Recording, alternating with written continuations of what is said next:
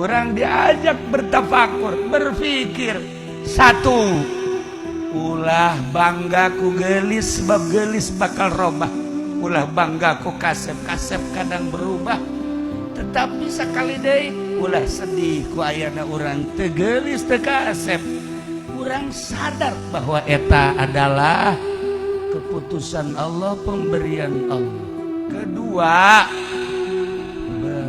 urang wiridlah la haula wala quwata illa billahil aliyil.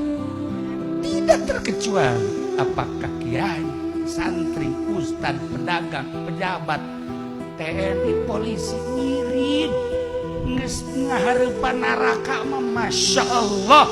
Poho bahwa saya gubernur, poho bahwa urang teh bupati, poho bahwa urang teh pejabat, geus deuleu neraka deuk kumaha. Kuari urang amankeun diri urang. Eueuh nu leuwih karunya ka urang kecuali urang. Amankeun diri urang ku urang. Perbanyak baca sholawat ka Kangjeng Nabi Muhammad sallallahu alaihi wasallam. Perbanyak baca inna lillahi wa inna ilaihi rajiun. Selanjutnya la haula wala quwata illa billahil aliyil azim.